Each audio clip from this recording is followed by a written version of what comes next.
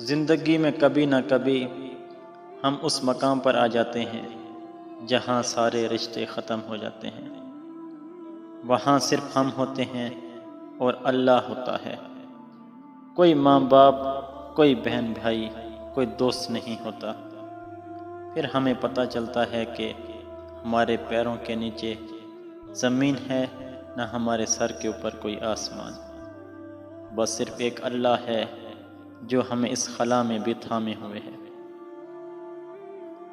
پھر پتہ چلتا ہے کہ ہم زمین پر پڑی مٹی کے ڈھیر میں ایک ذرے یا درخت پر لگے ہوئے ایک پتے سے زیادہ کی وقعت نہیں رکھتے۔ پھر پتہ چلتا ہے کہ ہمارے ہونے یا نہ ہونے سے صرف ہمیں فرق پڑتا ہے، صرف ہمارا کردار ختم ہو جاتا ہے۔ کائنات میں کوئی تبدیلی نہیں آتی، کسی چیز پر کوئی اثر نہیں پڑتا۔ ہر انسان کی زندگی میں کبھی نہ کبھی کسی پیر کامل کی ضرورت ضرور پڑتی ہے۔ کبھی نہ کبھی انسانی زندگی اس موڑ پر آ کر ضرور کھڑی ہو جاتی ہے جب یہ لگتا ہے کہ ہمارے لبوں اور دل سے نکلنے والی دعائیں بے اثر ہو گئی ہیں۔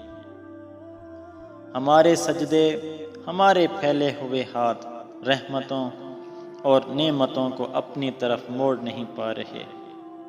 یوں لگتا ہے جیسے کوئی تعلق تھا جو ٹوٹ گیا ہے۔ پھر آدمی کا دل چاہتا ہے اب اس کے لیے اور ہاتھ اٹھائے، کسی اور کے لب اس کی دعا اللہ تک پہنچائیں، کوئی اور اللہ کے سامنے اس کے لیے گڑ گڑائے، کوئی ایسا شخص جس کی دعائیں قبول ہوتی ہوں، جس کے لبوں سے نکلنے والی التجائیں اس کے اپنے لفظوں کی طرح واپس نہ موڑ دی جاتی ہوں۔ پھر انسان پیر کامل کی تلاش شروع کرتا ہے، بھاگتا پھرتا ہے دنیا میں کسی ایسے شخص کے لیے جو کاملیت کی کسی نہ کسی سیڑھی پر کھڑا ہو۔ پیر کامل کی یہ تلاش انسانی زندگی کے ارتقاء سے اب تک جاری ہے۔ یہ تلاش وہ خواہش ہے جو اللہ خود انسان کے دل میں پیدا کرتا ہے۔ انسان کے دل میں یہ خواہش، یہ تلاش نہ اتاری جاتی تو پیغمبروں پر کبھی یقین نہ لاتا، کبھی ان کی پیروی اور اطاعت کرنے کی کوشش نہ کرتا۔ پیر کامل کی یہ تلاش ہی انسان کو ہر زمانے میں اتارے جانے والے پیغمبروں کی طرف لی جاتی رہی۔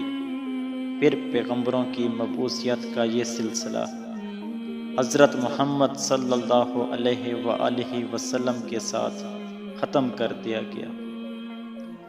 آپ صلی اللہ علیہ وآلہ وسلم کی امت کے لیے آپ صلی اللہ علیہ وآلہ وسلم کے بعد کسی اور پیر کامل کی گنجائش نہیں رکھی گئی۔